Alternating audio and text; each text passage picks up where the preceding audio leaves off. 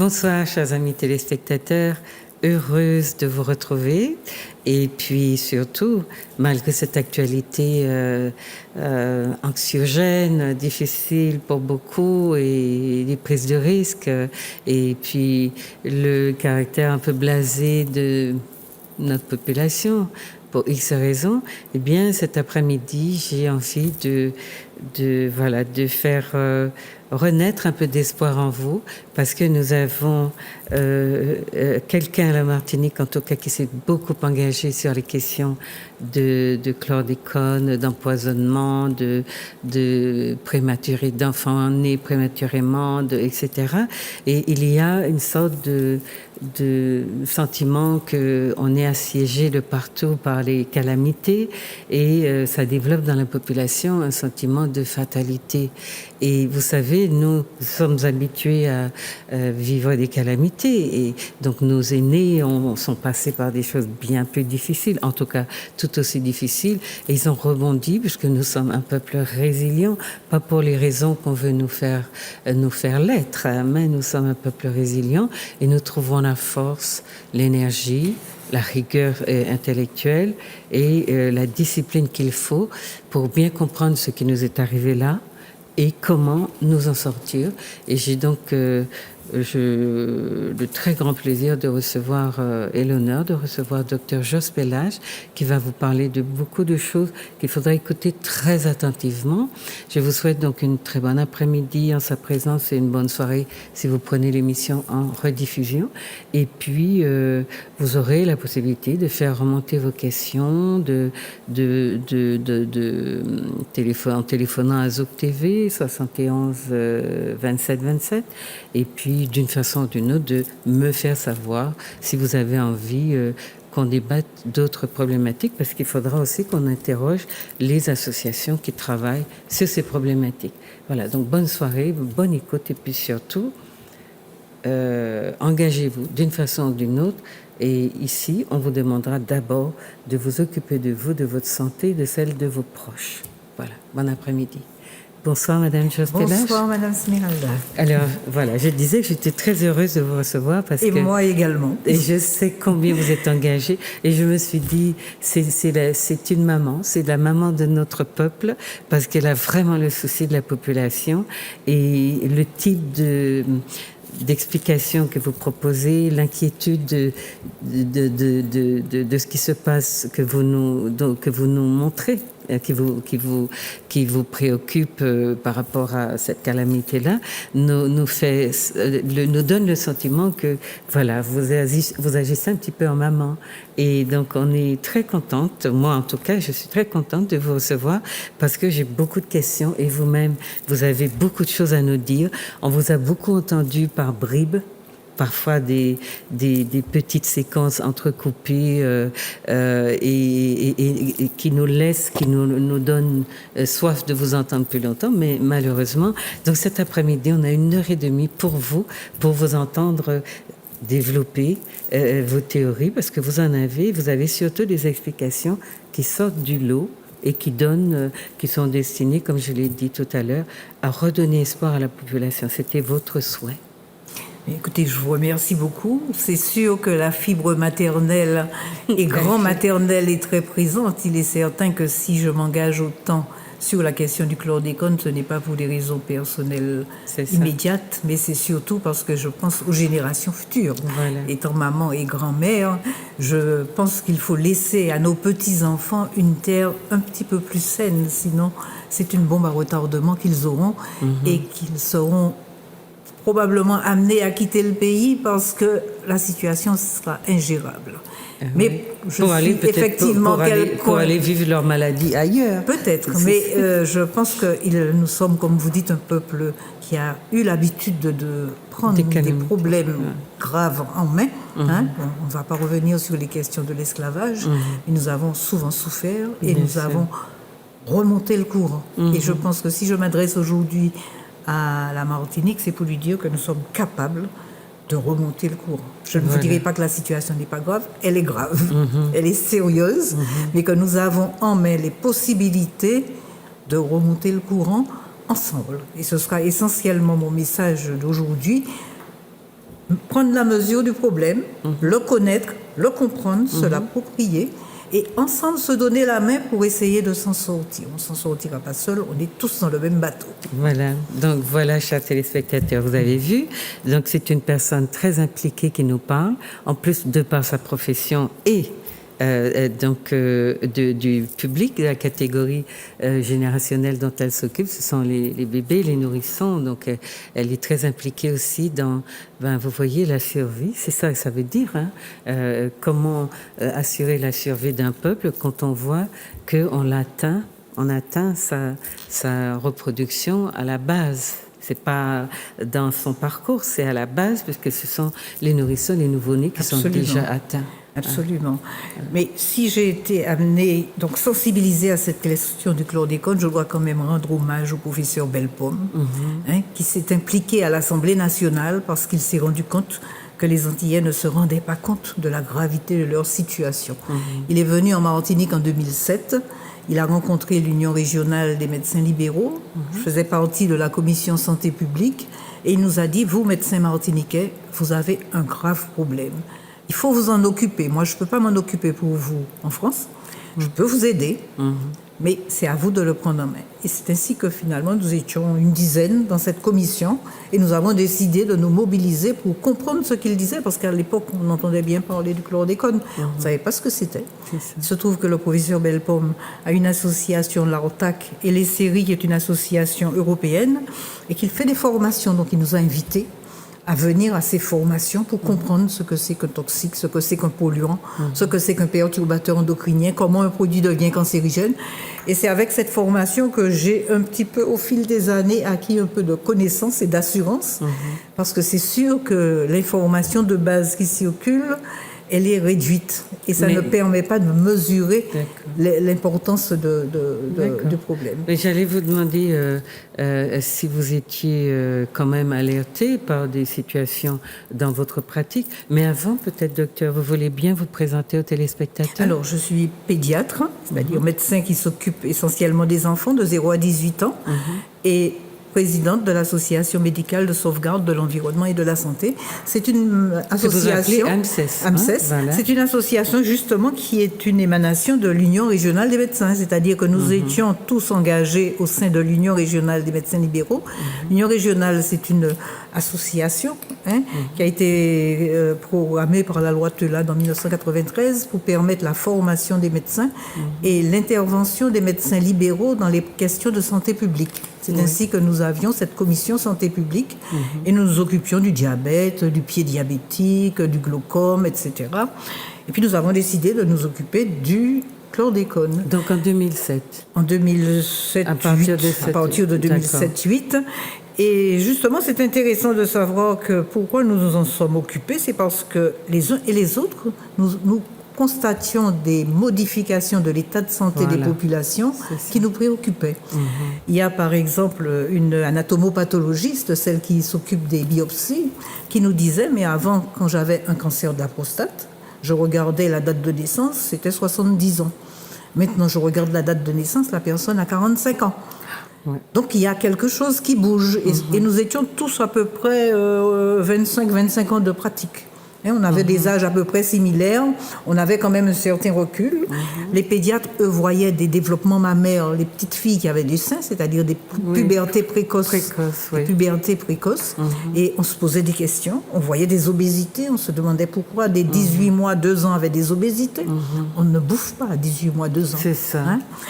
Et vous aviez aussi des gynécologues qui voyaient des prématurités, des endométrioses, les cancers du sein. Il y avait des gynécologues qui nous disent « mais j'ai un cancer du sein 19 ans, une mammectomie à 19 ans ». Alors qu'avant, les cancers du sein, c'était la femme ménopausée. Bien sûr. Donc, tous nous étions conscients... Et vous parlez d'infertilité aussi. Oui, alors l'infertilité, on en a pris conscience un petit peu après. Mais si vous voulez, à ce moment-là, en 2007-2008, nous étions préoccupés par un certain nombre d'évolutions, des pathologies émergentes nouvelles. Des pathologies qui avaient le gynécologue nous disait, mais les ovaires polykystiques, c'est ce qui sous-tend l'infertilité. Bon, j'ai appris ça pendant mes études. Et aujourd'hui, j'en ai. Après 20 ans, j'en avais pas il y a 20 ans. Donc, nous avions pris conscience à ce moment-là que il y avait une évolution une de la pathologie. aussi Voilà. de beaucoup Chacun dans sa spécialité constatait qu'il y avait des choses qui n'allaient pas. Il y avait des choses nouvelles. Il y avait la population, son état général se détériorait. Les populations jeunes avaient des maladies que les populations âgées autrefois avaient. On se dit, il y a quelque chose qui bouge. Alors, est-ce que ce que nous a dit Belle Pomme, ça correspond? On n'avait pas vraiment l'expertise. C'est au fur et à mesure des formations, nous avons organisé des congrès.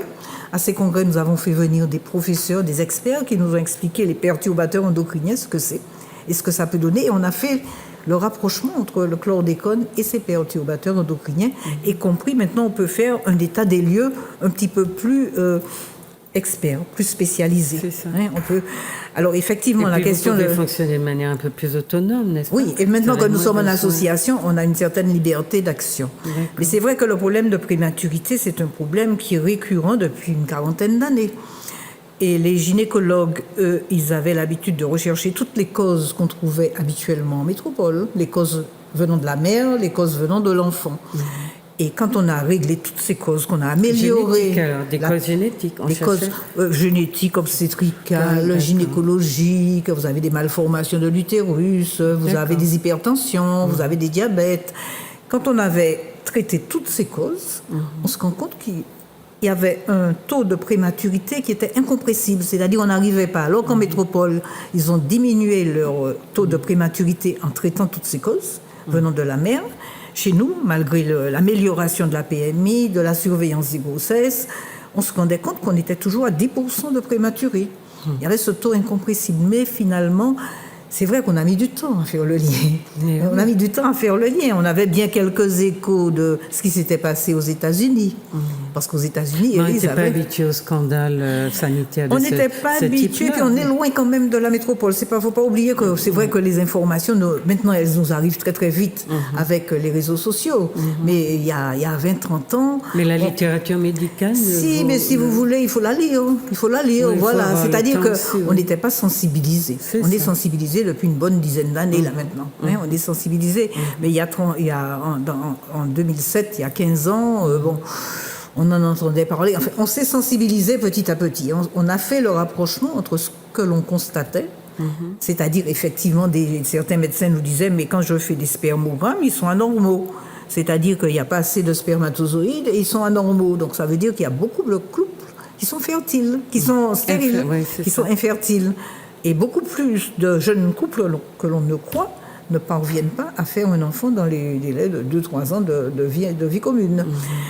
Donc finalement, quand on a tout mis un petit peu bout à bout, on s'est rendu compte qu'il y avait un état sanitaire dégradé et qui était vraisemblablement, parce qu'on n'a pas toujours de relation de causalité directe, puisque c'est vrai qu'il faut quand même mettre beaucoup de nuances, qui était quand même corrélé à la période de cette intoxication au chlordécone, puisque le chlordécone a été mis dans les années 70, le milieu des années 70, et pour qu'un cancer se développe, il faut 30-40 ans.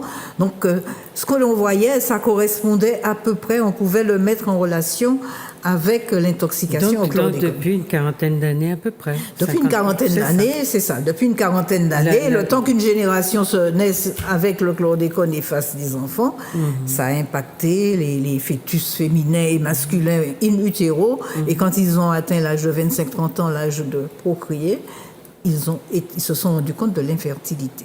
Donc finalement, on a pu rapprocher un petit peu les choses avec la génétique, la biologie moléculaire, comprendre que finalement, l'impact du chlordécone s'est fait surtout pendant la grossesse des personnes qui ont été contaminées dans les années 70, que c'est la raison pour laquelle aujourd'hui, c'est-à-dire 30-40 ans après, on a cette génération qui se retrouve avec des problèmes. L'obésité, quand vous circulez dans Fort-de-France ou bien là, vous êtes épaté, étonné de voir cette obésité morbide qui est difforme en fait. Elle est forte. Elle est forte et puis elle est difforme. Vous avez avant, c'était toutes les 5-6 personnes. Voilà, vous aviez avant des gens forts, gros, et aujourd'hui vous avez des gens obèses, une obésité qui est morbide. Mais qui est grasse, qui est morbide et qui est dans des endroits, même chez les garçons, dans des endroits qui sont pas des endroits habituels. Vous avez beaucoup de jeunes garçons adolescents, des garçons adolescents qui ont des seins. Oui, des seins. Une gynécomastie, une gynécomastie et un développement des organes génitaux insuffisant.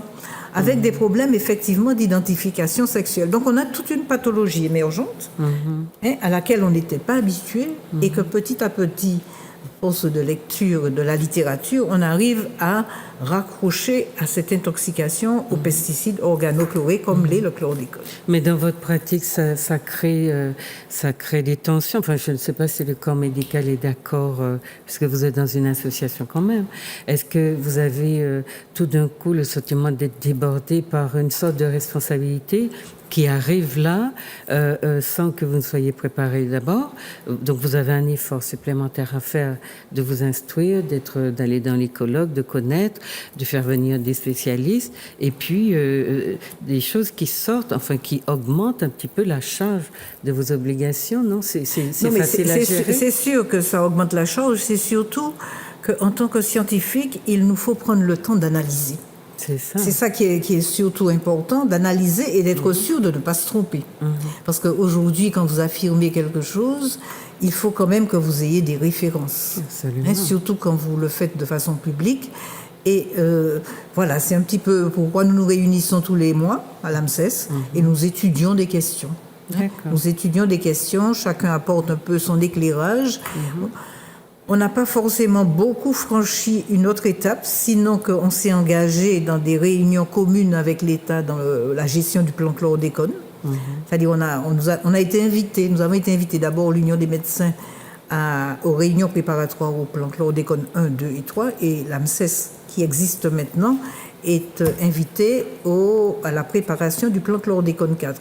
Et c'est là que nous pouvons faire remonter nos observations et demander les recherches, les expertises complémentaires pour pouvoir asseoir notre diagnostic et puis surtout traiter. Parce que la question qui se pose à nous aujourd'hui, c'est qu'est-ce qu'on fait? On peut très bien avoir constaté que l'obésité est due au chlordécone, mais que fait-on? Qu'est-ce qu'on peut faire pour diminuer le taux de prématurés? Comment suivre un prématuré? Et si j'avais un regret à faire par rapport à la prise en charge de l'État ou de l'administration, c'est que une fois qu'on a compris qu'il y avait un lien entre chlordécone et pathologie, que rien n'a été fait sur le plan de la santé. Il y a eu beaucoup de choses qui ont été faites sur le plan de l'agriculture pour comprendre le transfert dans les plantes.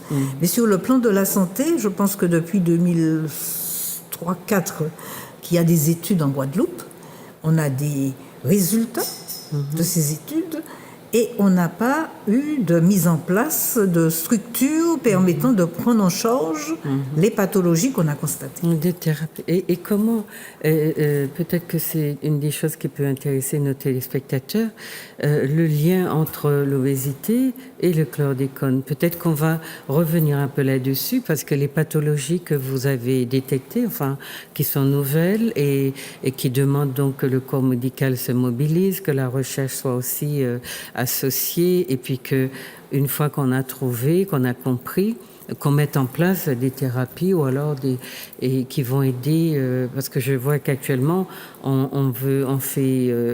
on demande à l'État de prendre en charge les tests pour détecter le taux de chlordécone qu'on a dans le sang. Donc ça, c'est une première petite étape. Mais vous avez quels outils pour expliquer aux gens, par exemple, vous êtes obèse ou votre enfant est obèse, il y a un lien avec le chlordécone, il faut ci, il faut ça. Comment pour le moment ça marche pour alerter les populations? C'est-à-dire qu'il faut déjà que la population nous fasse confiance et ne pense pas que c'est seulement en rééquilibrant les apports caloriques qu'on va y arriver, parce que c'est ce qui se dit. Manger moins, bouger plus, ça ne marche pas. Et ne mangez pas vos légumes racines, allez peut-être dans les supermarchés. Oui, c'est ça. C'est-à-dire que l'obésité, c'est une maladie environnementale. C'est-à-dire c'est une maladie de la cellule de graisse. C'est ça. Et cette maladie, elle est liée aussi, pas seulement les pesticides, mais le biphénol, par exemple, les plastiques aussi, vous donnent des obésités. C'est-à-dire, on connaît les perturbateurs endocriniens qui bouleversent le fonctionnement même de la cellule de graisse et fait qu'elle se multiplie de manière anarchique, comme si c'était un cancer de la cellule de graisse. Elle se multiplie, donc il faut supprimer le polluant. D'accord. Il faut supprimer les plastiques, il faut supprimer le chlordécone. Et c'est là que les gens ne voient pas toujours le lien.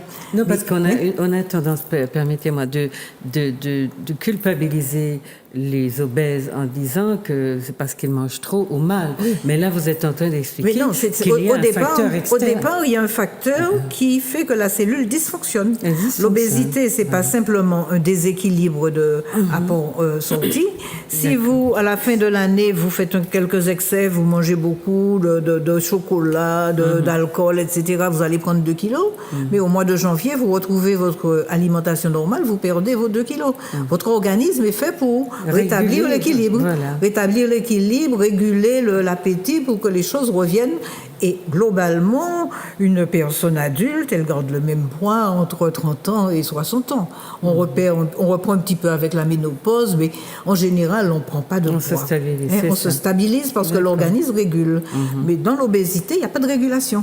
Il y a, la cellule, elle est déréglée, l'appétit est déréglé, c'est-à-dire vous mangez sans savoir que vous avez assez mangé, parce que les centres de la satiété sont perturbés. Et les polluants, justement, c'est ce qu'ils font. Ils ne vous donnent pas un sentiment de satiété. Et votre cellule, au lieu de s'arrêter au bout d'un certain moment quand elle a trop grossi, elle continue à grossir indéfiniment et elle écrase tout ce qui est en dessous. Et vous faites de la graisse. Voilà, mais on ne va peut-être pas trop s'arrêter sur l'obésité.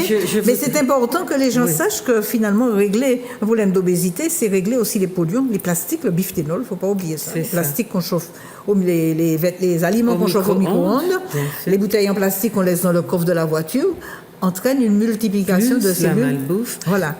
Voilà, chers amis, donc vous comprenez bien que voilà, les situations d'obésité sont pénibles. On a tendance à culpabiliser ceux qui le sont, mais vous comprenez là qu'il y a un facteur qui vient s'ajouter, qui est dû aux perturbateurs endocriniens, et que il n'y a pas que redoser ou revoir la façon dont vous mangez. Il y a autre chose et il faudrait que vous vous en préoccupiez, surtout quand vous voyez vos enfants devenir tout ronds, comme on le voit beaucoup dans les cours d'école. Donc, écoutez bien et puis essayez aussi de voir votre médecin pour trouver des solutions.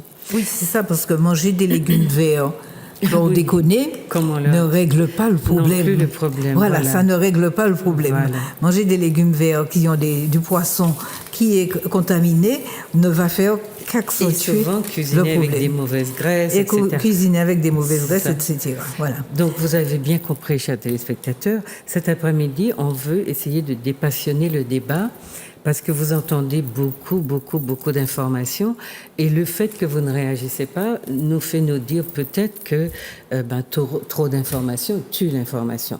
Est-ce qu'il se pourrait que vous ne compreniez plus rien de ce qui est en train de se passer et que les quelques-uns qui comprennent la gravité et qui vous appellent, qui essayent de vous mobiliser n'y arrivent pas, ils sont désespérés et puis vous restez vous aussi désespérément dans votre silence ou vous regardez ailleurs, voilà. Donc, est-ce que vous comprenez les enjeux et Dr Pellage est en train de vous expliquer en partie. Là, on parle sur le plan biologique. En tout cas, c'est ça. Faire le point exactement sur ce que donne le chlordécone. C'est-à-dire qu'il y a beaucoup de choses qui se disent. Je vous dirai ce que j'ai vérifié scientifiquement qui se dit. Qui est lié au chlordécone, pour que vous puissiez être alerté. Donc, on sait que le chlordécone, il agit sur le cerveau. Ça, c'est la première action du chlordécone. Quand on en parle dans la population, on parle du cancer de la prostate, c'est pas la première action du chlordécone. Le cancer de la prostate, c'est pas le plus grave dans les actions. C'est peut-être même un effet collatéral. C'est un effet des perturbateurs endocriniens. C'est un effet des perturbateurs endocriniens.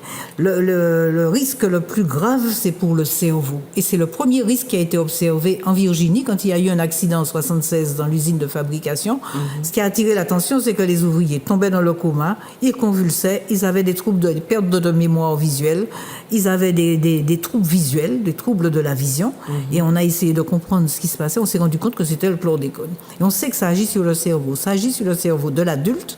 Donc ça peut entraîner effectivement chez l'adulte à forte dose des troubles de la mémoire. Et ça agit, et c'est le préjudice le plus grave, sur le cerveau des enfants.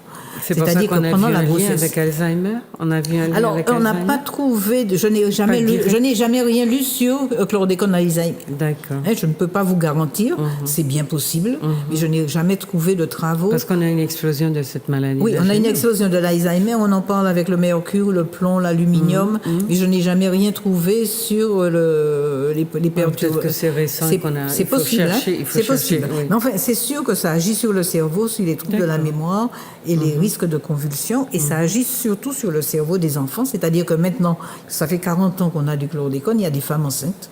Une femme enceinte qui a du chlordécone risque d'avoir un enfant avec des troubles qui vont déboucher soit sur un retard scolaire, une baisse du quotient intellectuel, ça c'est sûr. Plus il y a du chlordécone, plus le quotient intellectuel est bas, qui peut donner des autismes, qui peut donner des troubles des apprentissages comme les dyslexies, des dyspraxies.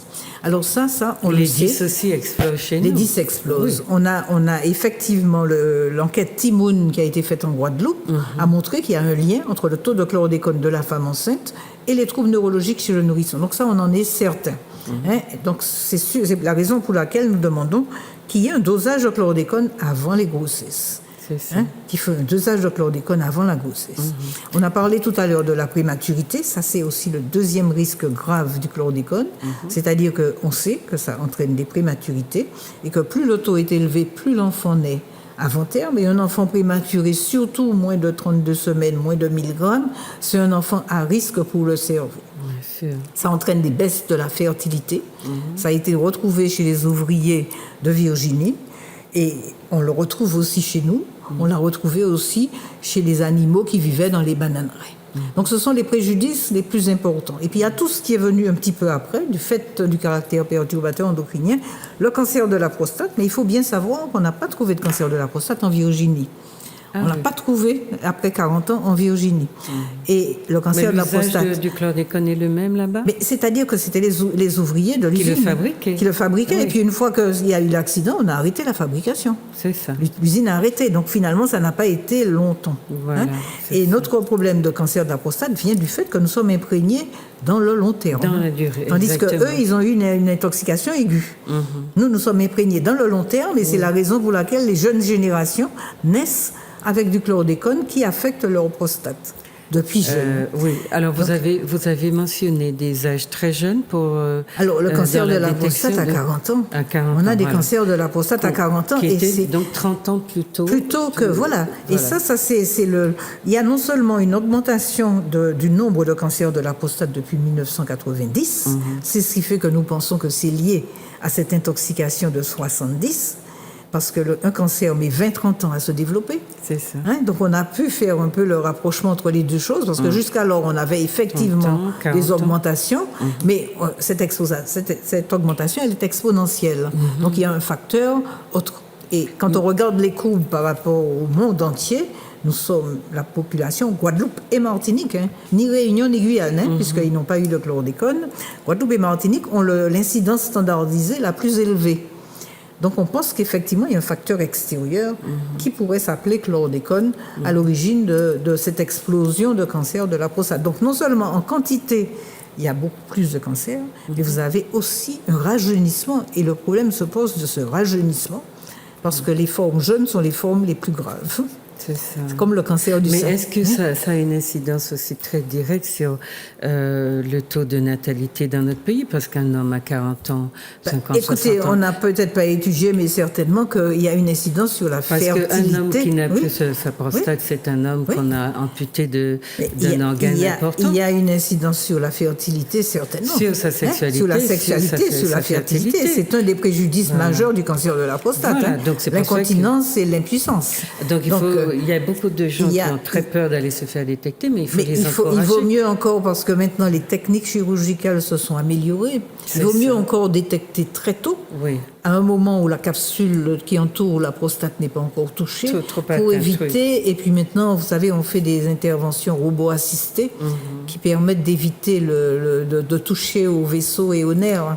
Et mais donc avec on a des préjugés culturels qui ne nous aident pas. On a des préjugés, mais je crois qu'il faut que les hommes, dès l'âge de 40 ans, se préoccupent d'abord du taux de chlordécone. C'est ce que je voulais dire. Il faut faire le taux de chlordécone dans votre sang pour connaître votre statut de chlordécone.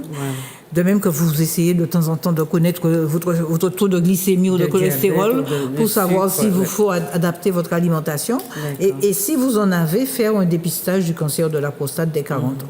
Et puis ce dépistage qui gêne beaucoup d'hommes parce que voilà, il faut faire attention, il faut savoir ce qui est essentiel dans ça. Est-ce que c'est la peur d'être ausculté d'une certaine façon ou c'est la prévention qui peut. Mais la prévention précoce, c'est la meilleure façon d'éviter les complications. Mais il y a des préjugés culturels qui font que les hommes n'aiment pas faire cet Mais quand examen-là. c'est pris à un stade trop avancé, d'abord les complications sont plus graves et puis la mortalité est plus importante. Elle est plus importante, mais aussi le risque d'avoir une descendance, tout cela, c'est un enjeu. C'est sûr que c'est un préjudice grave. C'est un enjeu important. C'est un préjudice très grave qu'a subi notre population. Je crois qu'il ne faut pas le minimiser. Oui. La question du chlordécone, c'est une question importante, parce que 92% de la population a du chlordécone. Ça signifie que ce qu'on est en train de dire, la neurotoxicité, la reprotoxicité, la toxicité pour l'obésité, les perturbateurs endocriniens, le diabète, c'est quelque chose qui touche pratiquement toute la population, peu ou prou. Oui, et les petites doses, je crois que c'est... Voilà, je voulais vous dire que les petites doses, le petit taux n'est pas rassurant. On a tendance à dire aux gens, oui, mais vous avez quelques traces dans le sang, c'est pas grave. Non, non, non. Quel que soit le taux, c'est grave. Ça donne Quel que soit le taux, c'est grave parce que ça s'accumule. Donc, faire votre dosage, et même s'il est bas, vous vous mettez dans une posture où vous mangez 0 chlordécone. Voilà. Et ça, c'est impératif d'arrêter de manger tout produit qui contient des traces de chlordécone. J'ai vu qu'il y a des médicaments aujourd'hui, mais on n'est pas encore Alors, écoutez, savoir. oui, il y a quelque chose qui circule parce que toujours, on a l'expérience que l'on a du chlordécone vient des États-Unis parce qu'ils ont eu 600 personnes à examiner dans un temps record. Et vous avez les Américains, surtout qui avaient des responsabilités dans l'entreprise en cause, ils ont fait toutes sortes d'examens. Donc, ce qu'on sait du chlordécone, on le doit aussi aux Américains. Et on est sûr de ça parce que ils ont fait des expériences, enfin, des observations chez l'homme et pas seulement chez l'animal. Et donc, quand ils ont eu des troubles neurologiques importants, ils ont utilisé un produit qui s'appelle la cholestéramine, qui est un produit cholérétique. Et ils l'ont utilisé pendant 6 mois. Mais ce produit a quand même un certain nombre d'inconvénients. C'est qu'il perturbe l'assimilation des vitamines indispensables A, D et E. C'est-à-dire que vous pouvez avoir des carences graves en ces vitamines et il ne suffit pas de les compenser par des compléments alimentaires.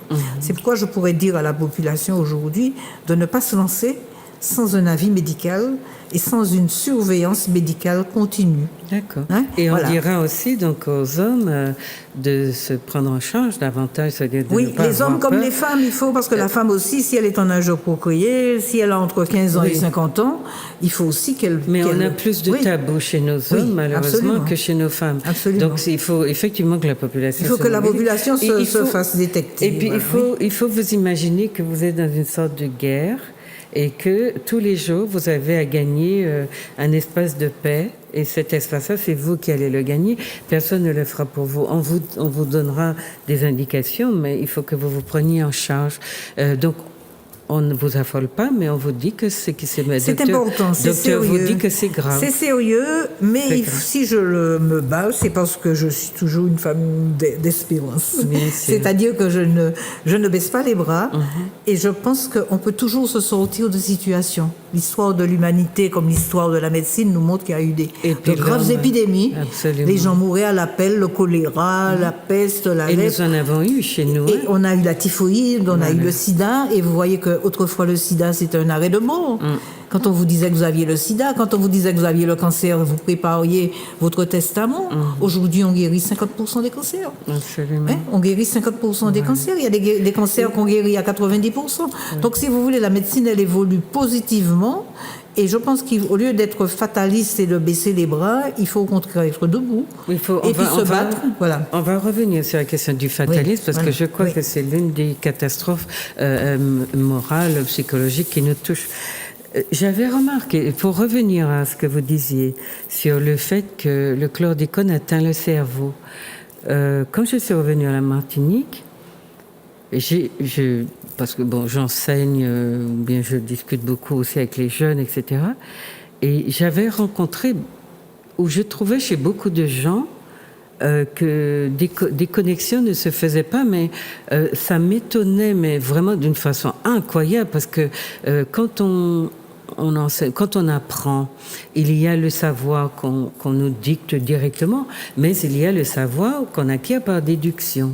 Hein, bon, donc j'ai compris ça, donc ça veut dire ça. Et ce qu'on appelle la déduction, c'est tout ce que vous allez découvrir à partir de prémices, mais que vous découvrez par vous-même. Et ça se fait par les connexions qui s'établissent dans le cerveau, etc. Et j'avais remarqué que ces déductions ne se faisaient pas. Et j'avais parlé de ça à des amis, mais on n'avait pas d'explication. Ça fait 10-15 ans peut-être, on n'avait pas d'explication. Et quand j'ai appris que le chlordécone touche le cerveau, j'ai compris qu'il y avait déjà, et c'était chez des jeunes, et on sentait donc qu'il y avait une forme d'intelligence diminuée, parce qu'on disait pour les gens un peu violents, mais faut tout couillon, pas qu'à comprendre ça, faut tout couillon. Et cette histoire-là déclenche aussi des comportements de violence parmi nous, chez ceux qui estiment que l'autre aurait dû avoir compris plus vite qu'on ne le pense, et qui est peut-être dans cette situation. Mais écoutez, je suis très contente que vous le disiez, parce que c'est vrai que même nous aussi médecins, on entend des choses et puis on ne fait pas toujours les connexions, les bonnes connexions, on ne fait pas le lien. Oui, tout à fait. Et ce sont des fois les personnes extérieures qui nous amènent à comprendre les liens. Je me souviens qu'il y a 2 ans, nous avons reçu le professeur Barbara Domenech, qui a écrit quelque chose sur la thyroïde et qui nous a dit, mais écoutez, le chlordécone, il diminue le taux de thyroïde du cerveau. Et la thyroïde, c'est justement cet organe général qui préside à tout le développement du cerveau. Et donc, à toutes ces connexions qui agencent un petit peu toute l'organisation cérébrale. Et elle nous a dit, écoutez, aujourd'hui, je vous alerte, parce que les quelques personnes qui réfléchissent, il faut qu'elles réfléchissent pour tout le monde. Parce qu'il y a beaucoup de gens qui ne seront pas capables de réfléchir, ne seront pas en capacité de réfléchir. Et je crois que ça nous a vraiment interpellée quand elle nous a dit qu'effectivement, nous nous sommes rendus compte que des gens, il ne faut pas les accabler, parce qu'ils ne sont peut-être pas, du fait du chlordécone qui perturbe l'hormone thyroïdienne, en situation de comprendre et, comme vous dites, de faire le lien entre des choses qu'ils ont, et puis de déduire, et d'avancer plus vite dans le savoir. Ce qui fait que c'est un préjudice encore beaucoup plus important. Mais vous avez des séquelles donc au niveau de la thyroïde. Il y a une hypothyroïdie. Alors l'étude Timoun, parce que ça, ce sont des études qui ont été faites en Guadeloupe, a montré que justement, quand une femme enceinte avait du chlordécone dans le sang, son enfant naissait avec une hormone thyroïdienne basse. Et moi, je suis vraiment très amère, je vous le dis là aujourd'hui, parce que quand nous avons compris l'action sur l'hormone thyroïdienne du chlordécone, nous avons interpellé Santé publique France en leur demandant de faire un complément de recherche, parce que l'enquête Timoun nous a livré ça fait déjà 7-8 ans.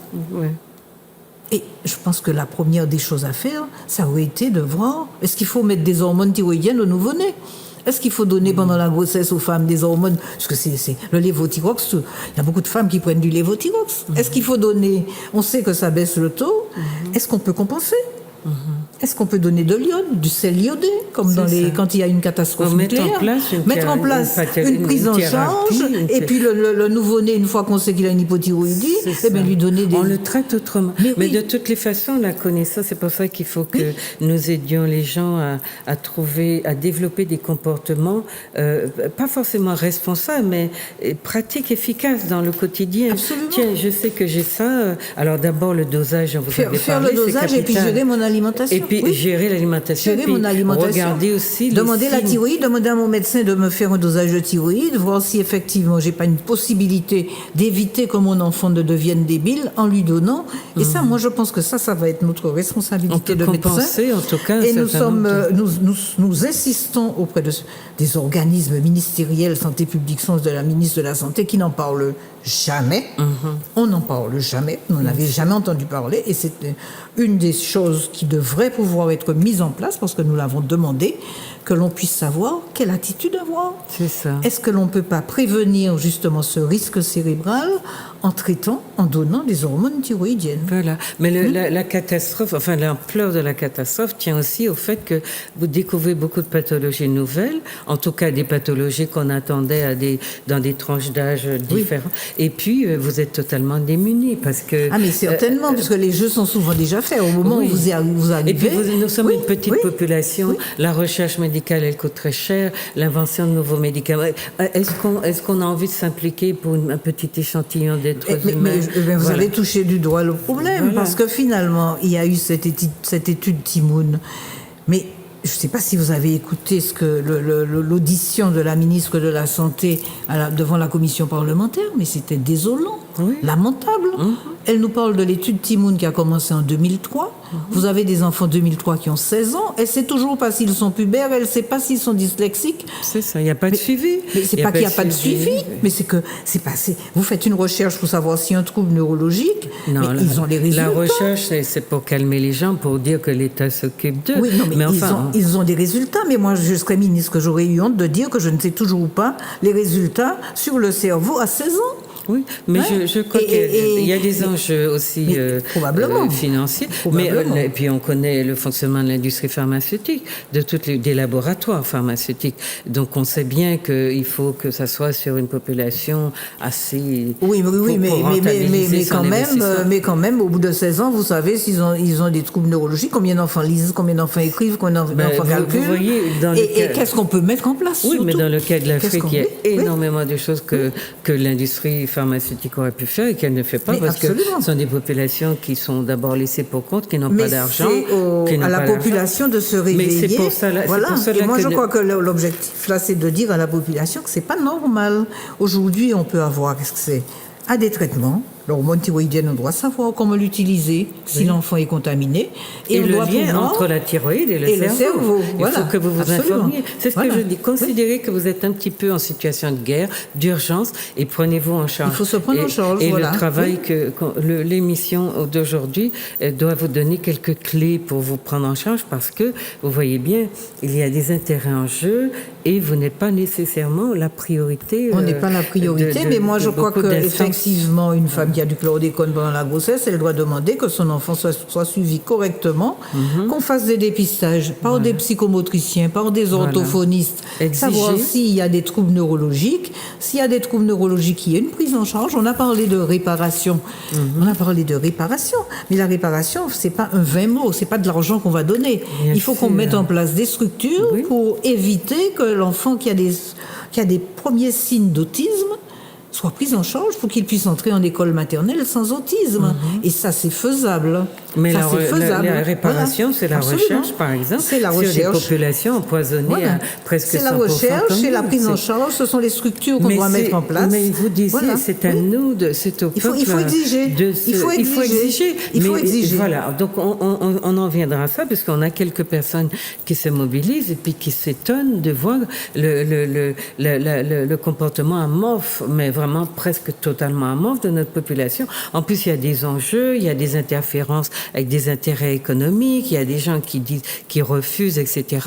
On va le voir tout à l'heure. Mais il y a surtout aussi beaucoup de personnes. Ah oui, l'enjeu démographique. On va voir tout à l'heure. Voilà, il y a des gens aussi qui donnent une désinformation. Et là aussi, je voulais faire bien le point. Voilà. Faire bien le point avec la population, parce qu'on se démobilise aussi, parce qu'il y a des gens qui vous disent des choses fausses. Il y a des gens qui vous disent que ça s'élimine par la sueur, qu'il suffit de faire du sport. C'est pas vrai. C'est pas vrai, ça ne s'élimine pas par la sueur. Le chlordécone ne s'élimine pas par la sueur. Il y en a d'autres qui vous disent que ça s'élimine par les urines, qu'il faut boire beaucoup. C'est pas vrai. Et si l'eau est chlordéconée? Oui, non, mais ça ne s'élimine pas par l'urine. Non, mais par exemple, voilà. Et il y en a qui vous disent qu'il suffit de faire bouillir les légumes et puis que ça se détruit. C'est faux. Voilà, donc il y a des choses pour lesquelles il faut informer la population. Il y a des gens qui vous disent qu'il n'y a rien à faire, que tout est déjà foutu. Non. Il faut gérer sa grossesse surtout. Et on a eu des catastrophes pires que ça, même si celle-là, elle est terrible. Il ne faut pas tomber enceinte comme ça. Il faut savoir, avant de faire un projet d'enfant, c'est un peu comme les gens qui ont la drépanocytose, etc. Ou d'autres maladies. Voilà. On demande aux gens de se préparer. Et celle-là, elle est nouvelle. Donc, voilà, peut-être que ça vous demande des réajustements, des mobilisations différentes, mais il faut considérer désormais que vous êtes en situation pathologique tout le temps. Il y a une situation, mais que c'est réversible. C'est ça qui est très important. Mais en prenant les précautions. En prenant les précautions que vous... C'est réversible en prenant des précautions. Voilà. Et ça sera peut-être réversible pour la génération à venir. Peut-être que notre génération va être quand même sacrifiée, mais c'est déjà quand même pas mal de savoir que la génération à venir... Alors, ce que je voulais vous dire également, c'est que la seule façon de régler le problème de chlordécone, c'est de manger zéro chlordécone. Zéro, et pas des... Alors là aussi, je suis très amère par rapport au gouvernement qui nous met des arrêtés ministériels autorisant la mise sur le marché de produits jusqu'à 20 microgrammes. Et moi, je trouve que c'est scientifiquement une hérésie de dire que c'est un perturbateur endocrinien et de laisser la population continuer à se contaminer. Donc il faut que nous exigions, Martiniquais, tous ensemble, du 0, 0, 0, 0. 0, c'est pas 0, hein? Et il faut qu'on se mobilise dessus. Il y a les municipales qui arrivent. Toutes les communes ont des terres en friche. Il y a beaucoup de terres domaniales, des forêts qui appartiennent à l'État, qui sont saines. L'État dit qu'il va réparer. Il faut que nous nous mettions debout et que nous demandions à l'État de nous donner ces terres. Ces terres saines. Il faut demander... On va y venir, docteur. Mais moi, pour rebondir sur ce que vous dites, j'ai envie de dire aux gens, vous avez en ce moment beaucoup de gens qui sollicitent vos voix, que vous n'entendez pas forcément se prononcer sur ces questions graves-là. Eh bien, avant de donner vos voix, exigez, par exemple, que ces gens-là prennent en charge ces problématiques. Dans chaque commune, c'est chaque maire et ses conseillers font ce qu'il faut pour mobiliser, aller sur le terrain comment on dit, pas mobiliser la population, lui expliquer, enfin, il y a un terme pour ça.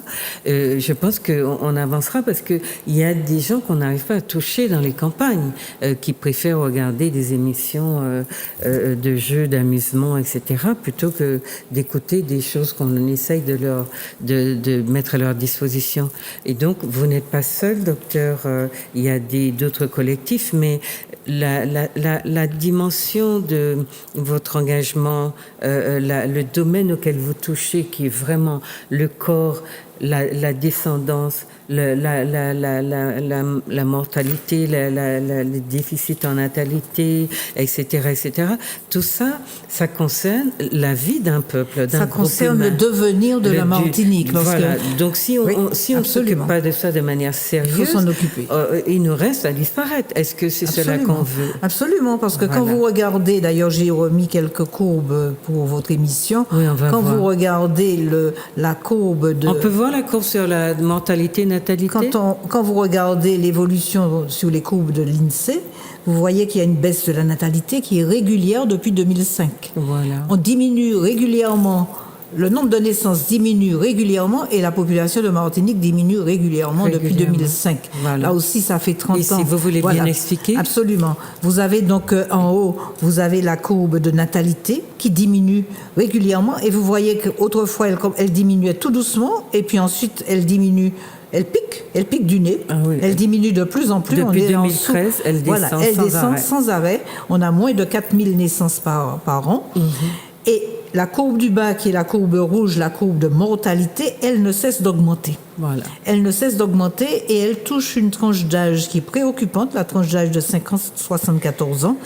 Les gens vous disent c'est grand-maman Katereti, Châtiellement. Bien sûr. Et ça, c'est quand vous entendez une grand-mère dire ça, c'est une souffrance. Et puis les avis d'obsèques nous signalent, nous alertent aussi. Mais oui, parce que les grand-mères pensaient qu'elles seraient enterrées par leurs enfants et leurs petits-enfants.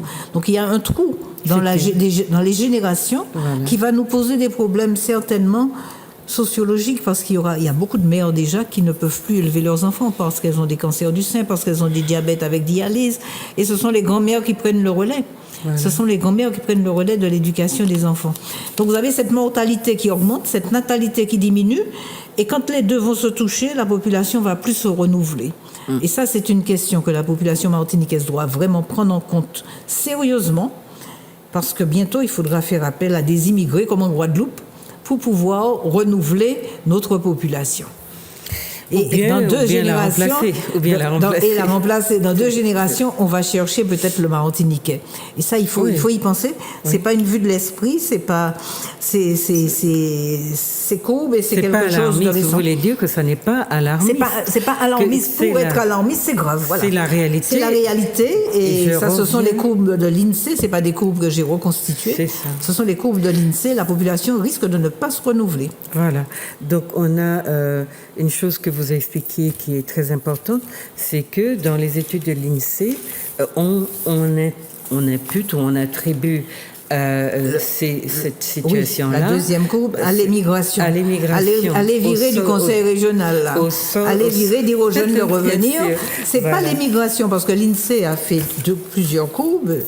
Elle a montré que l'émigration n'explique qu'une partie du trou générationnel. Voilà. Vous avez un trou, le trou au milieu de la courbe de la pyramide des âges, voilà. Mais que dans ces études, il y a une partie seulement de ce trou qui est expliquée par l'émigration, voilà. C'est-à-dire le flux migratoire, voilà. Et qu'il y a également une partie due à la baisse de fécondité. La baisse de fécondité. Donc, baisse de fécondité. Voilà. Donc, c'est-à-dire que nous sommes arrivés à un point là aujourd'hui, 30 ans après l'utilisation du chlordécone, où la situation reprotoxique du chlordécone montre qu'il y a un impact sur la population, la démographie martiniquaise. Alors, chers amis, vous avez là une courbe démographique qui vous montre, lorsqu'elle est normale, hein, c'est-à-dire elle est en forme de pyramide, et la base, c'est la jeunesse, représente la population jeune, elle est large, et le sommet représente la population la plus âgée. Et entre les deux, vous avez la population médiane entre 15 et 50 ans. Voilà. Eh bien, notre courbe, elle a basculé très très vite.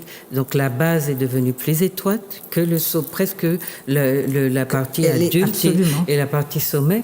C'est rien qu'à la regarder, vous savez qu'elle est anormale, entre guillemets, au niveau de ce que ça représente sur si vous voulez, la composition de notre population, et c'est ce qui est en train de se jouer là. Donc, quand le docteur vous dit qu'il y a une situation préoccupante, on a essayé d'expliquer ce trou-là par le fait qu'on a fait partir beaucoup de jeunes et qu'on continue à le faire. On a environ 4000 jeunes par an, docteur. Eh bien, docteur vous explique que ça n'est pas seulement le fait du des départs des jeunes qui explique cette situation de creux, c'est la mortalité. Et la mortalité, ce sont des générations qui disparaissent, qui ne sont pas remplacées, et donc des enfants qui vont être éduqués, comme vous le disiez, docteur, par les grands-parents. Et vous avez entendu à la rentrée de septembre des écoles qui ont fermé à Fort-de-France. Je crois qu'il y a 5-6 écoles. Oui, ça veut dire 300 enfants en moins. Absolument. Des écoles. Il y a des classes, bien sûr, que l'on rassemble. Parce des enfants qui ne naissent pas. Des enfants qui ne naissent pas. C'est-à-dire, on commence à voir l'impact de la baisse de la natalité, puisque les écoles maternelles, on les supprime, il n'y en a plus. Et chaque année, le rectorat nous dit qu'il y a de moins en moins d'enfants scolarisés. Donc, on a un problème de natalité qu'on perçoit maintenant à travers la scolarisation. Et un problème de personnes âgées, parce qu'on ouvre de plus en plus d'EHPAD. Mais ces personnes âgées, ce qui se passe, c'est qu'elles n'ont pas été impactées par le chlordécone quand elles étaient jeunes. Le chlordécone a été mis dans les années 70. Les pesticides ont commencé à être utilisés dans les années 55. Donc, tous ceux qui sont nés avant 55 étaient solides. Ils étaient adultes quand on a utilisé les pesticides, donc ils ont résisté. Mais tous ceux qui sont nés après 55, qui ont eu des pesticides, plus après 70, du chlordécone, dans l'enfance, ceux-là sont fragiles.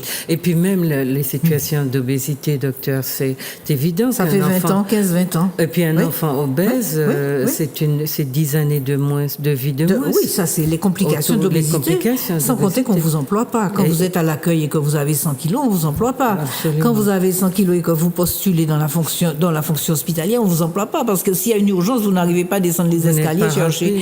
Voilà, et puis il y a tout sur le plan personnel. Il y a le plan personnel. Absolument. Sans compter la morbidité, l'insuffisance rénale, le diabète, les cancers, les arthrites. C'est une durée de vie bien raccourcie. Absolument. Donc c'est un préjudice. Oui, c'est un préjudice médical important. Voilà. Donc, pour résumer, chers téléspectateurs, ce qui se passe au niveau de...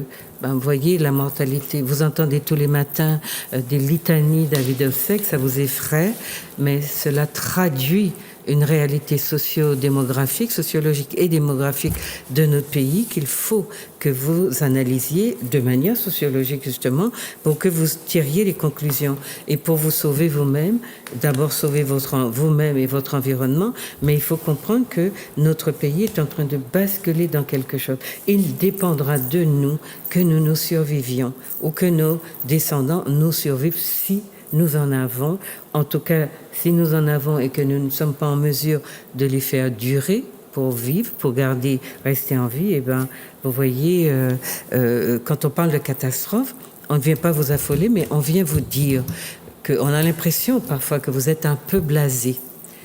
Parce qu'on voit des gens se mobiliser qui ont conscience de ce drame et on voit beaucoup d'autres qui n'ont pas l'air de se sentir ou qui ne se sentent pas concernés par ça. Eh bien, il faut se sentir concerné parce que nous sommes tous impactés, vous l'avez dit, docteur. Mais on est tous impactés et on est impactés. Aujourd'hui, on est peut-être en bonne santé et on ne sait pas demain. Ça peut se déclarer très vite. Parce que le perturbateur endocrinien, il n'agit pas en fonction de la dose. Comme je vous disais tout à l'heure, c'est du 0 chlordécone et c'est pas 0,0. Et quand vous en avez dans le sang, il faut pas en avoir du tout. C'est pas la dose qui est importante, c'est le moment où vous avez ce perturbateur endocrinien. C'est-à-dire la grossesse, c'est un moment grave. Mais la puberté, c'est un moment grave également pour le perturbateur endocrinien. Vous avez des jeunes qui grossissent ou qui font un diabète à la puberté du fait du chlordécone. Et la vieillesse, c'est aussi un moment grave. C'est-à-dire que des gens vont bien jusqu'à 65 ans, puis d'un seul coup, ils apprennent qu'ils deviennent diabétiques à 65 ans, alors qu'ils ne mangent pas de façon déséquilibrée. Parce que le perturbateur endocrinien, il peut aussi faire tout basculer au moment de la vieillesse. Et puis on a vu tout à l'heure la responsabilité qu'on a vis-à-vis de nos descendants. La femme, elle fait des enfants jusqu'à 45-47 ans, mais l'homme peut faire des enfants à 80 ans. C'est ça. Et à 80 ans, il peut transmettre une sensibilité soit à l'obésité, soit au diabète, soit au cancer de la prostate à ses enfants par l'intermédiaire de son sperme qui est atteint. C'est ça. Donc on a une responsabilité, quel que soit notre âge. À tous les niveaux. À tous les niveaux. Hommes et et c'est femmes. Pas parce qu'aujourd'hui on est en bonne santé que demain on ne peut pas complètement basculer. Oui, c'est ça. C'est ça. Alors, parce que la chose est en nous, donc elle agit aussi. Mais c'est un toxique. Il faut imaginer que vous avez de l'arsenic. Voilà. Vous ne toléreriez pas d'avoir quelques gouttes d'arsenic. C'est un poison. C'est un poison. C'est un poison. C'est un poison qui n'est pas un composant naturel. Voilà. Le cholestérol est naturel, donc il ne faut pas en avoir trop. Mais le chlordécone, l'arsenic ne sont pas des composants naturels, le mercure non plus. Oui. Vous ne devez pas du tout en avoir. Parce que c'est une bombe à retardement. En fait, vous n'avez pas le sentiment d'être dans votre corps touché par quelque chose de concret, de tangible, mais c'est un poison. Donc c'est ça. C'est une bombe à retardement. Voilà. Imaginez que ça peut se déclencher du jour au lendemain. Qui agit de manière du jour au lendemain, voilà. Donc, docteur, on a vu un peu les méfaits du chlordécone, les enjeux immédiats de ces méfaits-là. Et on va essayer vous voyez comme le temps file, on va essayer d'envisager, de voir les effets un peu plus à long terme. C'est-à-dire, il y a déjà, vous avez déjà abordé la reprotoxicité, la question. Les questions sur le cerveau et les questions, le long terme, c'est les perturbateurs endocriniens, c'est-à-dire le diabète et l'obésité. Est-ce que vous voulez nous parler des prématurés, par exemple? Alors, on peut vous parler des prématurés. Nous avons 10% de prématurés, alors qu'en France, ils sont descendus à 3-4%. 3-4%. C'est-à-dire qu'on était tous, il y a 30 ans, dans une situation à peu près similaire, de prématurité importante, et toutes les dispositions étaient prises pour que ce nombre de prématurés diminue. Et en Martinique et en Guadeloupe, nous avons toujours 10 à 11% de prématurés. Et la prématurité, c'est et comme ça, un c'est fruit. Dans ce laps de temps-là qu'on l'a mesuré aussi, depuis les années 73? Non, la prématurité date de plus longtemps. La différence, c'est que les autres pays... Non, la prématurité, elle date de 30-40 ans. Mais les autres pays qui ont pris des dispositions ont fait chuter leur taux de prématurité à 3-4%. Et nous ne le faisons pas chuter. C'est la raison pour laquelle on pense qu'il y a un composant dont on ne tient pas compte suffisamment. Vous ne faites pas chuter? On n'arrive pas parce qu'on a toujours, sur 3000 naissances, on a toujours 300 prématurés. Wow. Depuis 30 ans, on a toujours. Voilà. On n'arrive pas à faire en sorte, parce que vous avez une grossesse qui se passe très bien, et puis brusquement, un coup de tonnerre dans un ciel clair, la femme vient à l'accouche à 6-7 mois. Vous ne savez pas pourquoi. Vous ne savez pas pourquoi. Tout allait bien. Elle accouche. Et c'est là que je pense qu'il faut que la recherche soit faite pour qu'on puisse voir quelles sont les prémices. Parce que finalement, cet accouchement prématuré, c'est quoi? C'est un déséquilibre entre les hormones. Ce qui règle la grossesse, c'est la progestérone et les oestrogènes. Donc il y a certainement un déséquilibre d'hormones qui est rompu. Un équilibre qui est rompu. Et on doit pouvoir savoir à quel moment ils seront, quelles sont les prémices. On sait beaucoup de choses maintenant. Mais oui, on arrive à sait. suivre. Et Donc, puis, en suivant les taux d'hormones, on devrait pouvoir, en suivant l'hormone thyroïdienne, on devrait pouvoir prévenir cette prématurité. C'est-à-dire qu'à la limite, quand on est enceinte, il faut voir encore plus de mais spécialistes. Mais même si vous le voyez aujourd'hui, aujourd'hui, on n'a pas les informations. C'est-à-dire qu'il y a des gens qui sont très bien suivis tous les mois, qui ont un suivi de grossesse. On n'a pas la bonne information aujourd'hui pour savoir comment ça entraîne une prématurité. C'est là qu'on voudrait que la recherche avance. Quel est le mécanisme? Est-ce que c'est l'hormone thyroïdienne? Est-ce que c'est les oestrogènes? Est-ce que c'est la progestérone? Parce qu'on dispose d'oestrogènes, de progestérone. Mais vous avez dit que tous les autres pays arrivent à faire chuter leur taux de prématurité. Parce qu'ils n'ont pas ce pesticide. Moi, je pense que c'est ça. Mais vous avez agi sur tous les facteurs sur lesquels eux agissent? On a agi et eux, ils ont diminué leur taux de prématurité et pas nous. D'accord. C'est la raison pour laquelle on pense qu'il y a un facteur extérieur, extérieur et qui est aussi commun en Guadeloupe et Martinique. C'est ça. Qui n'est pas commun aux autres pays. Voilà, c'est la raison pour laquelle on pense que c'est environnemental. Et puis surtout qu'en Virginie, ils ont trouvé que c'était reprotoxique. Voyez, on ne parle pas de zéro, on ne parle pas simplement d'idées reçues, on parle de constatations qui ont été faites chez l'homme aux États-Unis, qui ont constaté chez les femmes enceintes qui étaient aux États-Unis qu'il y avait des accouchements, des fausses couches et des accouchements prématurés. Oui, mais vous parliez aussi de malformations, docteur, non? Alors, les malformations, non, on n'en a pas vraiment des malformations génitales. L'appareil reproducteur. Oui, c'est ça, des malformations de l'appareil reproducteur. Mais des enfants. De l'appareil reproducteur. D'accord. De l'appareil reproducteur, c'est-à-dire des organes génitaux, des seins, voilà. Il y a beaucoup de garçons qui naissent avec des organes génitaux immatures. Du fait justement qu'il y a ce déséquilibre hormonal. D'accord. Immature, ça veut dire? C'est-à-dire petit, une vierge petite, des testicules petits. D'accord. C'est-à-dire des testicules qui ne sécrètent pas beaucoup de testostérone, avec au moment de la puberté une insuffisance dans les hormones qui empêche la puberté de se faire correctement. D'accord. Donc les garçons qui ont des seins développés, il y en a beaucoup. Donc ça peut aussi avoir une incidence sur l'identité. De toute manière, il y a une incidence sur l'identité sexuelle. Il y a la construction de l'identité sexuelle. Vous avez toujours qu'est-ce qui est le premier? Est-ce que c'est le fait qu'il y a un mauvais développement qui fait qu'on a une mauvaise image de soi sexuelle, ou est-ce que ça agit aussi sur les circuits cérébraux d'identité sexuelle? Parce que vous avez des circuits d'identification sexuelle au niveau du cerveau qui permettent de faire la différence. Il y a un dimorphisme sexuel entre hommes et femmes, c'est-à-dire hommes et femmes, par exemple, ne perçoivent pas les goûts, les odeurs de la même manière. Donc il y a une identité sexuelle de notre cerveau et qui est aussi atteinte par les perturbateurs endocriniens. Oui. Donc, quelle est la première chose? Est-ce que cette identité vient du cerveau ou est-ce que ça vient du fait que les organes sont mal développés? De toute façon, il y a une perturbation grave chez les garçons comme chez les filles. D'accord. Donc, on a ce même type de problématique chez les filles aussi? C'est moins important parce que le chlordécone a plutôt une action féminisante que masculinisante. C'est un oestrogéno-mimétique, c'est-à-dire ça mime les hormones féminines. Donc ça, chez la fille, c'est moins sensible. C'est sensible simplement parce que les ovaires ont moins d'ovules. C'est ça. Ça empêche. Donc nos hommes sont de plus en plus féminisés. Efféminés et avec un problème d'identification sexuelle réelle. Dans une culture où la sexualité de l'homme a une importance capitale. Où la femme prend de plus en plus d'importance intellectuellement, parce qu'on voit que la femme réussit mieux intellectuellement que l'homme. Et effectivement, ça crée des en sortie de l'esclavage, on en avait déjà fait un étalon, où finalement il s'est construit autour de son sexe, et puis aujourd'hui, le chlordécone lui enlève ça. Enfin bref, c'est l'homme le maillon faible souvent. Mais je pense que la pollution, elle a un impact plus fort chez l'être masculin que l'être féminin. Mais c'est malheureusement le maillon faible d'une manière générale, elle impacte plus l'homme. Et l'histoire a travaillé. L'histoire, les relations de prédation qu'on a établies avec les hommes noirs ont fait que, etc. Absolument. Donc, il est à tous les niveaux, finalement, impacté. Il faut faire attention à ça.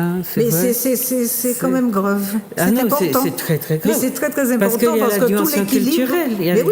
Et puis tout l'équilibre homme-femme qui bascule. Comme moi, je vois que les femmes ont plus de mentions au bac que les hommes.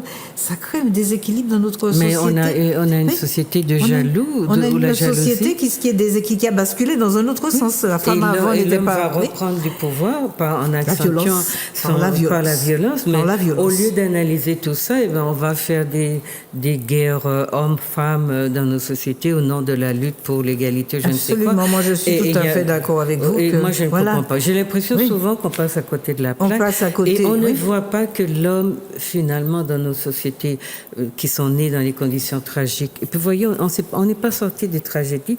Plus comment on dit, on s'en sort de certaines, plus on tombe dans d'autres, finalement. Et à chaque catastrophe, nos hommes laissent des plumes. Absolument. Beaucoup absolument. de plumes. Le cancer de la prostate les impacte plus que notre Mais cancer plus du que sein. ça. Alors qu'on pourrait imaginer. Mais ce que vous dites aussi Voilà, pour la absolument. prématurité, Absolument, que oui. les sexes des hommes soient Oui. moins le sexe des... Enfin, voilà, il y a énormément... Alors, vous, les femmes qui faites des enfants, il faut protéger vos hommes, parce que c'est vous qui Absolument. mettez des hommes... Absolument. Et puis, il faut arrêter les guerres, machin. Regardez bien ce qui est en train de se jouer et qui change la donne au niveau... Même au niveau des relations Ouais, sexuelles, absolument. ça va changer Absolument. les relations Absolument. du couple ou des gens. Et puis, alors, qu'est-ce qu'on fait?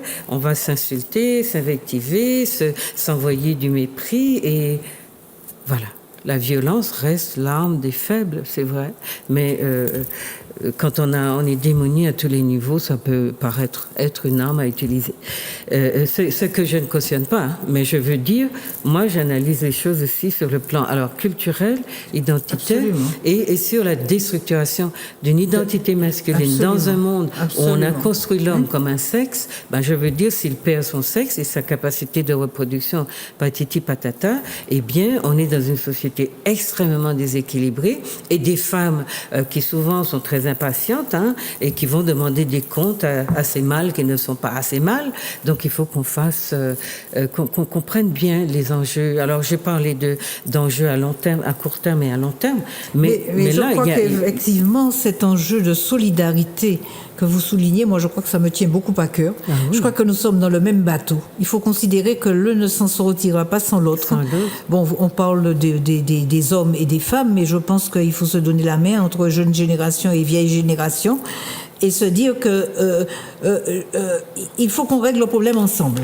Vous aviez dit une chose, docteur, c'était qu'il nous fallait avoir une approche collective de ce phénomène. Absolument. Et la question, c'était comment vit-on dans une société empoisonnée?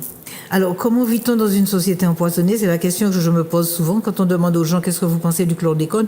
Je sais, on nous a empoisonnés. Et les gens, finalement, se rendent compte que c'est un empoisonnement collectif et qu'ils sont démunis, qu'ils ont l'impression qu'ils luttent contre plus fort qu'eux.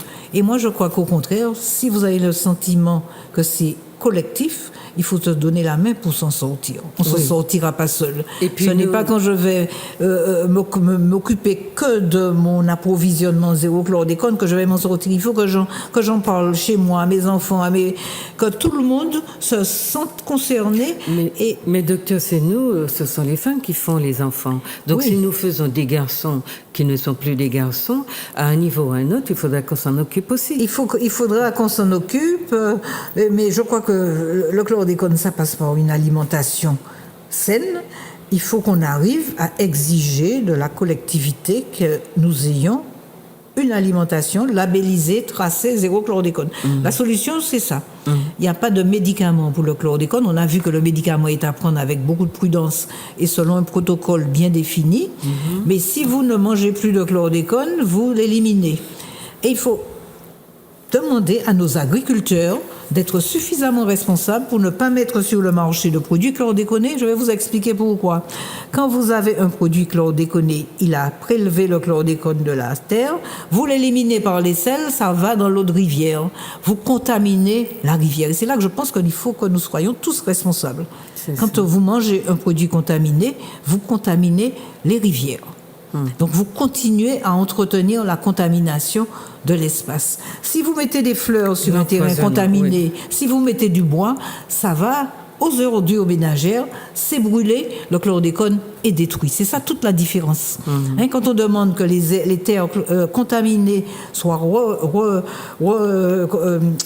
plantées en fleurs et en bois, c'est parce que là, vous êtes sûr que vous allez éliminer le chlordécone. Si c'est des aliments, vous allez recontaminer le milieu, les nappes souterraines, l'environnement. Et vous continuez à entretenir la contamination au chlordécone. C'est en ce sens qu'il faut que nous soyons tous solidaires et responsables. Les agriculteurs, je sais qu'ils souffrent. Ils souffrent. Quand ils ont une terre chlordéconée, ils souffrent. On les montre du doigt. Je ne les montre pas du doigt. Je demande simplement que les terres saines soient mises à leur disposition. Et nous avons 60% de terres saines, que ce soit des terres en friche, que ce soit des terres domaniales. On doit pouvoir, les communes, l'État doit réparer le préjudice en nous donnant ces terres saines, en donnant aux agriculteurs, avec un accompagnement d'ingénieurs agronomes, puisque ce n'est pas les mêmes terrains, pour pouvoir nourrir la Martinique, et c'est faisable.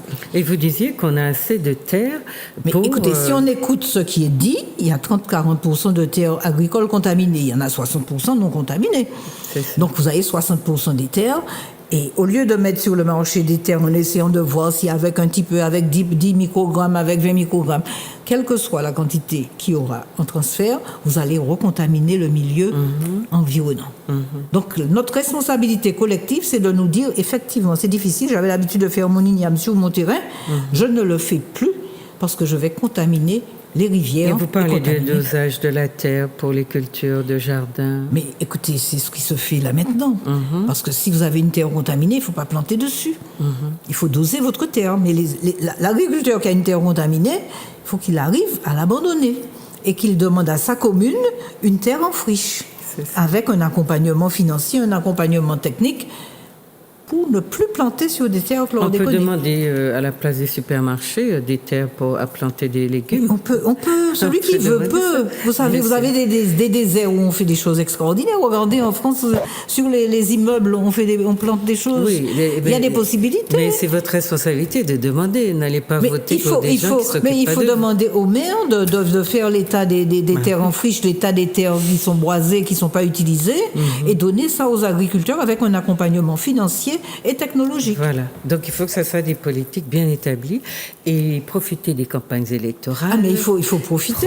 Il faut faire l'assaut des maires. Pas aller bavoiser comme ça sans contrepartie. Mais oui, désormais, eux aussi, ils sont ceux-là qui veulent vous représenter.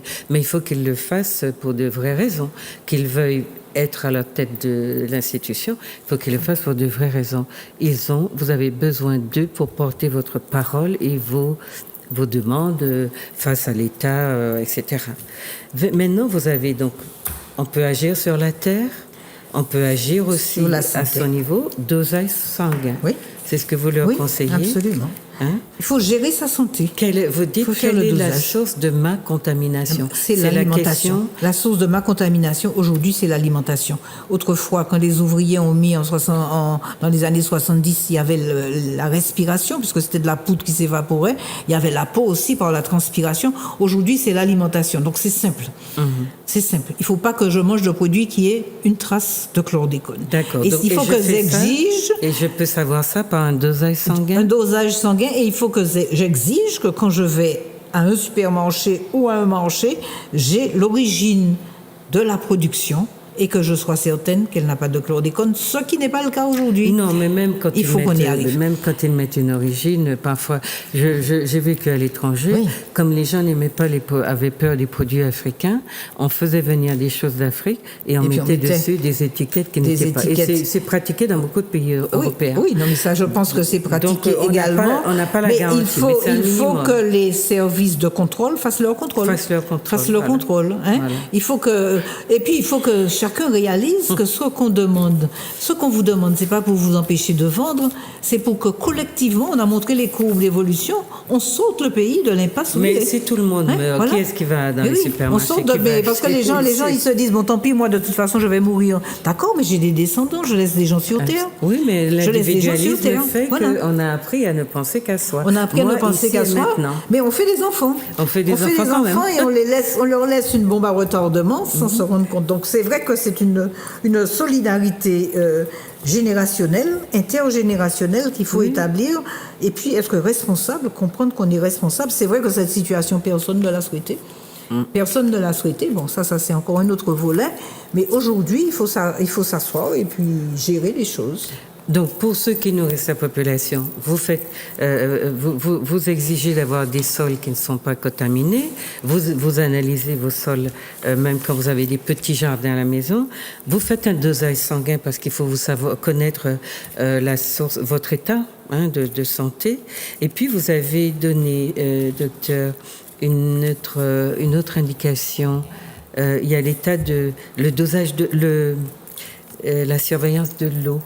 Vous leur indiquez, il y a un laboratoire territorial. Oui, l'eau est bien surveillée parce que vous avez des directives européennes. Vous avez quand même une organisation de l'eau, le SDAGE en Martinique, où il y a quand même beaucoup de personnes qui sont informées et à l'affût. C'est sûr qu'il y a eu peut-être une ou deux petites impuretés qui se sont glissées. À mon avis, l'eau est bien surveillée par des gens qui commencent à avoir conscience, l'eau de robinet, l'eau de boisson. Oui. Nos eaux embouteillées n'ont pas de chlordécone. Vous pouvez les consommer, donner aux enfants sans problème. L'eau du robinet, on peut dire que l'effort qui a été fait est conséquent. Et qu'on a optimisé qu'aujourd'hui, on peut boire l'eau du robinet. Mais on avait une lettre de l'ARS qui accompagnait nos factures, qui nous disait qu'il y a tant de taux de chlordécone dans l'eau. 0,01. 0,01. Oh, j'avais eu mais peut-être que ça a baissé. C'est-à-dire qu'à mon avis, on ne pourra peut-être pas descendre. Alors, vous avez 3/4 de la Martinique, c'est-à-dire qui sont alimentés par la rivière Blanche, qui au départ n'a pas de chlordécone. Non, mais et puis vous avez celle de Vivet, qui alimente malheureusement Axel, qui a un gros débit. La seule chose qu'on pourrait imaginer de faire, c'est de trouver une autre source zéro chlordécone. Alors ça, peut-être que ça se trouvera. Parce que tout ce qui vient de la montagne Pelée, des pitons du Carobé, n'a pas de chlordécone. Il faudrait peut-être qu'au lieu de Vivet, essayer de trouver une source qui, au départ, n'a pas de chlordécone, de façon à ce que nous ayons un petit peu dans notre conscience, un peu les choses beaucoup plus sereines. Mais aujourd'hui, je pense que l'effort qui a été fait est conséquent. D'abord le charbon actif, ensuite l'ultrafiltration pour que nous ayons une eau du robinet correcte. Donc, c'est pas tellement sur l'eau que j'aurais mis l'accent, mais sur les aliments. Parce qu'aujourd'hui, on n'a aucune visibilité sur ce qu'on mange. Et ça, il faut qu'on arrive à exiger ça. Des services, il y a des services de contrôle, il y a les services de contrôle, il y a les services de la direction de l'agriculture. Il faut qu'on contrôle. Parce que les gens se précipitent dans les magasins bio, mais c'est encore une petite élite. Mais le bio, c'est cher. Le bio, c'est pas forcément mieux. Oui, on n'a pas de contrôle. C'est pas forcément mieux. Vous avez, quand vous regardez le cahier des charges du bio, il ne demande pas zéro chlordécone dans le terrain. Le cahier des charges du bio, fait Martinique, je veux dire. Le bio importé, c'est autre chose. C'est pas demander zéro chlordécone. Donc finalement, on n'a pas non plus cette garantie. Par contre, nous avons 60% des terres agricoles non chlordéconées. Moi, je crois que c'est sur ça qu'il faut insister. Il faut qu'on ait un transfert de terre. Voilà, que les agriculteurs qui ont une terre chlordéconée, ils plantent sur une terre non chlordéconée. Et comme ça, tout le monde sera tranquille. Et que tous les maires, notamment, et tout le monde sera tranquille, que la population réclame ça à tout le monde. Et on leur donne. Et en plus, on fera travailler nos agriculteurs. Oui, mais on leur donne une terre non chlordéconée, on leur donne une assistance technique, on leur donne des subventions, parce qu'il y a beaucoup d'argent qui court dans ces plans chlordécone inutilement. On leur donne des subventions, on leur donne des outils technologiques pour se reconvertir avec des terres différentes, et puis tout le monde est tranquille dans sa tête. D'accord, donc là on est dans la prévention, et parce que vous nous avez montré qu'il y a déjà des pathologies très... Alors il faut que nous exigions aussi des moyens de suivi, comme je vous disais tout à l'heure. On a 2 camps. Maintenant, est-ce qu'il suffit? Il y a 3 camps. Il y a un à Trinité, un au Carbet, un à Fort-de-France. C'est le centre d'action médicale précoce qui permet de dépister les problèmes et de les prendre en charge. Mais bien sûr, la liste d'attente est tellement importante. Voilà, donc il aurait fallu qu'on puisse avoir beaucoup plus de psychomotriciennes, d'orthophonistes, d'ergothérapeutes pour prendre en charge les enfants qui ont des problèmes avant 1 an, afin qu'à l'âge de l'école maternelle, ils soient bien. Qu'ils soient bien structurés, qu'ils aient les prérequis. Et puis demander aussi aux gens de se regarder un petit peu de plus près, de sentir, de voir des choses qui ne vont pas, parce que on laisse courir. On donne des calottes à l'enfant parce qu'il bouge trop, et on a montré que l'hyperactivité. Il peut y avoir l'hyperactivité, peut être du chlordécone, je ne sais pas, mais des perturbateurs endocriniens. Absolument. Et puis on a de plus en plus on a beaucoup d'hyperactifs, et puis surtout on sait que l'hyperactivité l'hyperactivité à 4 ans, c'est 1 fois sur 2 la schizophrénie à l'adolescence. Ah, ben oui. Et la schizophrénie, c'est la toxicomanie. Surtout quand ils vont toucher à la drogue et tout le reste. Donc finalement, on sait qu'il y a un lien entre les deux choses. Faire de la prévention précoce, de l'hyperactivité, des troubles des acquisitions, afin que de permettre à nos enfants d'aller à l'école sereinement. Ouais. Et puis pour les parents, au lieu de secouer l'enfant, de le caloter, essayez de consulter et de voir s'il n'y a pas un problème. Allez voir, et puis restez calme et doux avec les enfants et allez voir pourquoi ils bougent tellement. Et vous verrez que on va détecter. Il y a peut-être des toxiques dans le sang. Il y a peut-être des toxiques dans le sang. Donc il y a à supporter nos hommes, nos femmes et nos enfants, c'est-à-dire nous-mêmes.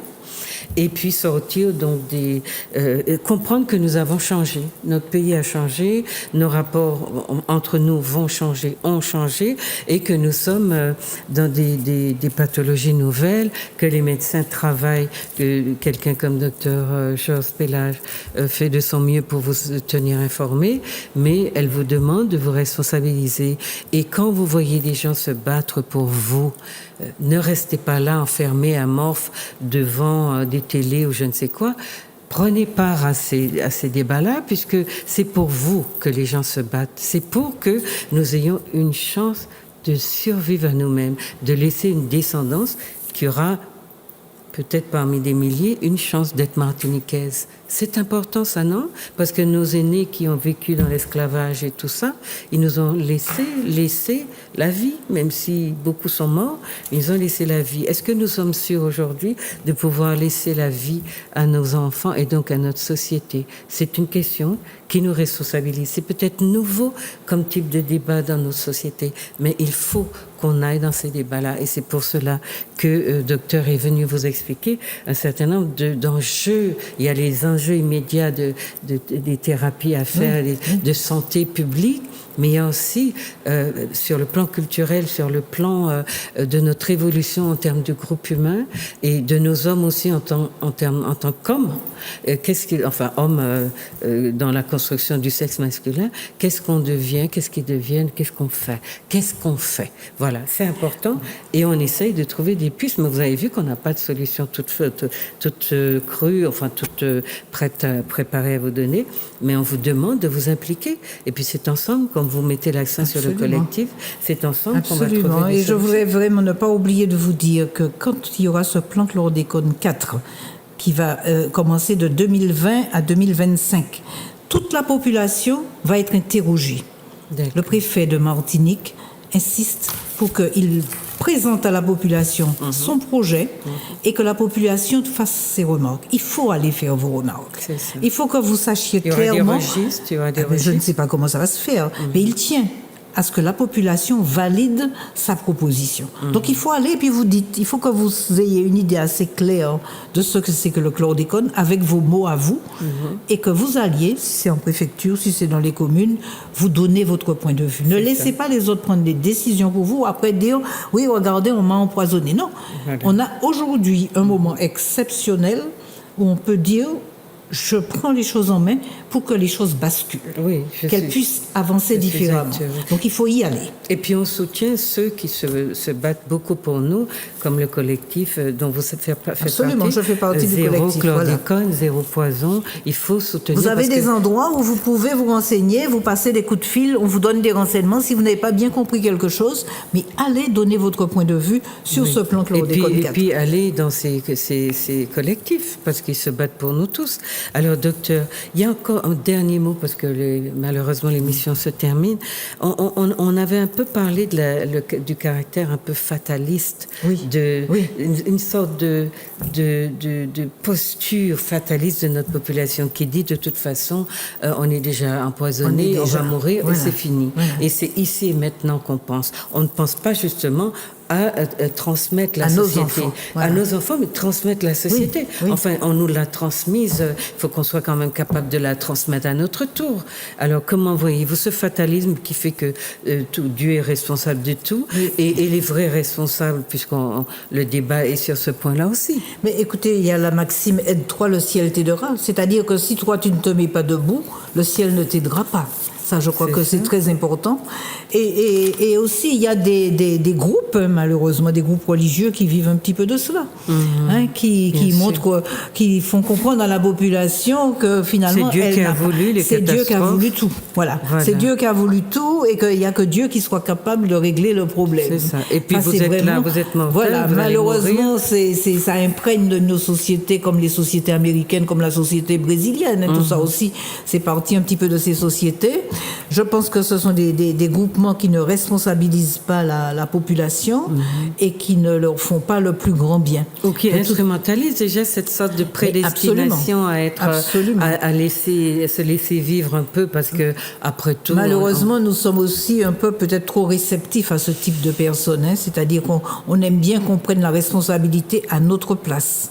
Mais on nous a travaillé pour ça. On nous a travaillé pour ça, mais c'est sûr. Il y a aussi le fait que chez les dominés, et nous faisons partie des peuples dominés, chez les dominés, il y a une sorte de fatalisme intégré et qui fait qu'on ne se projette dans rien, on vit dans le présent, ici et maintenant, et c'est vrai qu'on considère que les choses qui nous arrivent, on n'est pas acteurs, on est totalement objet et on attend que les autres fassent pour nous, mais aussi on considère que c'est dans l'ordre des choses que les gens que nous sommes soient impactés davantage que d'autres, que nos vies soient plus raccourcies, que nos enfants n'aient pas d'emploi, que les 3/4 de notre jeunesse soient au chômage. On considère, on fait avec, on s'habitue, on naturalise des situations qui n'ont rien de naturel, puisque nous sommes dans une société et dans une culture. Donc quand on dit notamment qu'il faut condamner l'État et que l'État dit c'est moi le responsable, nous avions rappelé... Mais l'État, c'est nous. Hein. L'État, c'est nous. Il ne faut pas oublier que l'État, c'est les ministres, que l'État, c'est les députés, que l'État, c'est nos impôts. Et ce sont nos impôts. Et nos députés, c'est l'État. Nos députés, les gens que nous élisons, c'est eux qui ont aussi, ont aussi des décisions à prendre en notre nom. Donc c'est à nous aussi de nous mobiliser pour dire à nos députés, pour dire à nos maires ce que nous voulons. Et pour dire s'il y a des responsables, comme il y en a eu dans d'autres pays, dans d'autres catastrophes sanitaires, eh bien, il faut que ces personnes-là soient désignées et qu'elles soient responsabilisées par rapport à ça. On assiste en ce moment à un tas de mensonges, de détournement de l'attention, de distraction des véritables problématiques. Il faut faire attention. Et ça profite à des personnes que nous ne connaissons pas, mais de toute manière, les gens qui vous orientent dans ces directions, ils profitent de votre... Ils ont tout à gagner à ce que vous regardiez ailleurs que là où se trouvent les responsables et le problème. Il faut savoir qu'ils en profitent, qu'ils sont très contents de savoir que vous êtes passif. On vous donne à boire, on vous donne à manger, on vous donne de l'argent et on achète votre silence. Absolument. Et ce sont des personnes, vous allez voir demain, qui vont prendre votre place. Oui, et puis quand vous posez sur des photos pour critiquer ceux qui viennent manifester contre cette situation-là, pensez aussi que vous êtes jeune, vous aurez des enfants et que vous avez la responsabilité de dire je peux chercher à sauver mon emploi, mais peut-être que la vie est plus importante à sauver avant d'aller faire des compromis un peu faciles et qui effacent justement les problèmes et les gens qui se responsabilisent pour vous. Voilà. Cher docteur, est-ce que vous voulez bien parler à vos téléspectateurs? C'est le mot de la fin. Eh bien, le mot de la fin, c'est que nous sommes tous dans le même bateau et que nous n'allons pas nous sauver seuls. Je crois que c'est très important de savoir que le petit acte, le petit geste que vous allez faire va avoir des répercussions importantes sur l'ensemble de la société martiniquaise, que nous avons peut-être cette chance inespérée aujourd'hui, à travers un malheur, de pouvoir rebondir ensemble. Et je crois qu'il faut que nous la saisissions. Quand on a parlé de ces personnes qui font une action collective en justice, j'étais très contente, quelle que soit l'issue, parce que je me suis dit, voilà une occasion où 1300 Martiniquais qui ne se connaissent pas, décident de se donner la main pour faire quelque chose ensemble. Et bien, c'est ce que je nous souhaite à travers cette crise du chlordécone, que ce soit une occasion pour nous Martiniquais de ne pas nous critiquer, de ne pas nous comment dirais-je, toujours trouver que l'autre est mauvais, qu'il n'est pas bien. Nous dire non, ensemble nous avons un enjeu, un objectif, un challenge, lutter contre le chlordécone et on va le gagner. Voilà. Et puis donc, ne restez pas chez vous, c'est votre problème. Vous êtes dans la société, vous avez des enfants, une descendance, vous voulez transmettre votre société, eh bien, impliquez-vous. Et voilà, donc c'était cet après-midi et ce soir pour vous qui regardez l'émission en rediffusion, eh bien, une façon de vous parler d'un drame que nous vivons, sans vous affoler, sans faire du fatalisme ou je ne sais quoi, considérer que nous, toute l'âge à mort, c'est fini, c'est pas la peine de goumer encore. Eh bien non, tant qu'il y a de la vie, il y a de l'espoir, mais c'est aussi que nous savons très bien ce que sont les catastrophes qui ont touché notre peuple et nous y avons survécu. Aujourd'hui, notre génération est face à un devoir de relever le défi de transmettre la société et de la transmettre le plus en bonne santé possible. Donc prenons nos responsabilités et agissons ensemble, comme dit nous le conseil docteur, parce que c'est un collectif qui est atteint et donc soyons collectivement responsables, sentons-nous collectivement responsables de ce drame et ensemble, nous qui gagnons, ensemble, nous sommes plus forts, ensemble, nous vaincrons. Je vous souhaite une bonne soirée, puis surtout, n'hésitez pas à aller voir vos spécialistes pour surveiller votre taux de chlordécone et puis les perturbations qu'il y a autour. Merci, à bientôt.